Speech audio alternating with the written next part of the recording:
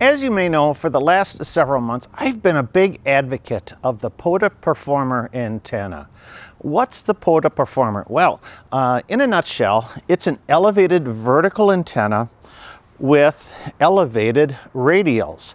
And the radials are tuned to the particular frequency that you're going to be working on with the whip. It's a great antenna for 10 through 20 meter bands. If you add the Wolf River 40 coil to the mix, you can use this antenna setup on 40 meters. So I've been using the POTA PERformer on the air for the last several months to great effect. And in using the antenna, I've found ways in which to kind of make the deployment easier or faster. So I'm going to share with you today 3 tips to streamline your POTA PERformer deployment. And it starts right here with this piece on the tripod.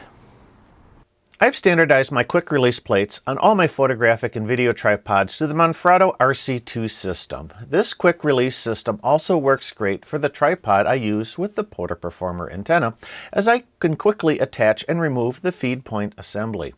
The RC2 style plate comes in 2 parts. The first is a small plate that attaches to your antenna assembly via the 1/4 inch tripod bolt.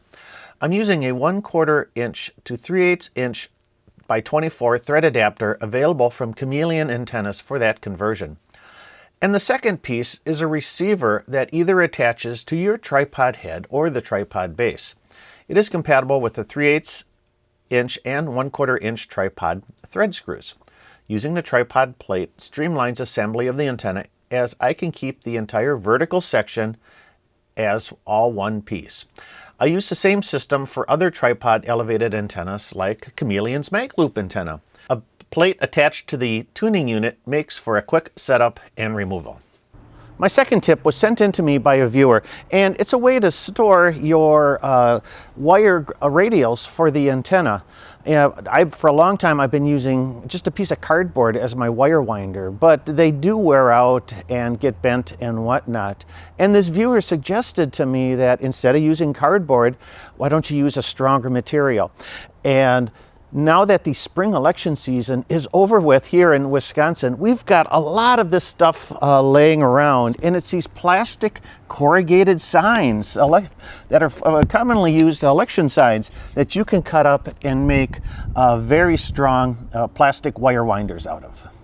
Coroplast is the trade name for the corrugated plastic sheets, and if you don't have a campaign sign handy, you can purchase these sheets at most art and office supply stores.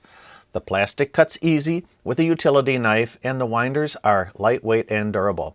The plastic edges may be sharp, and it's up to you if you want to finish them off with a piece of tape. To streamline setup, I wind the radial wires starting with the far end of the radial first and ending with the end that connects to the antenna side. Then to deploy, I attach the clip to the ground side and walk out to where my radial support will be. This makes spacing the radial supports a bit easier and quicker.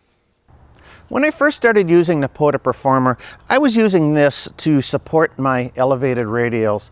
And this is a plastic fence post. It's got a metal spike on the bottom and some hooks on it that work really well for supporting the radials. But one problem I ran into with this post in continued use of the antenna, as it got cold outside and the ground froze, it became very difficult to get this post pounded into the ground, stuck into the ground. So necessity being the mother of invention, I came up with a better solution, and it's these. These are driveway markers, fiberglass driveway markers.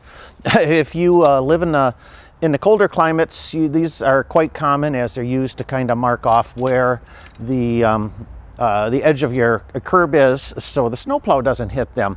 They come in a variety of lengths. This one is about 4 feet, and they've got some nice reflective tape on the top. But what I did with these is I took a bundle of 3, wrapped a bongo tie around them, and they make a really cool tripod that you can use to support your radials without having to pound them into the ground.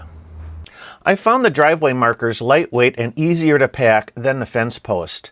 They are sturdy enough that you can push them into the ground easily, and their fluorescent colors and reflective tape make them very visible. The downside, though, is that they are light enough that on their own they will fall over in the wind.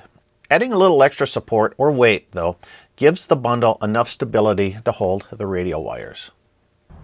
I hope these tips will help you in setting up and tearing down the POTA PERformer antenna to make it easier and quicker to deploy this amazing and efficient vertical antenna system.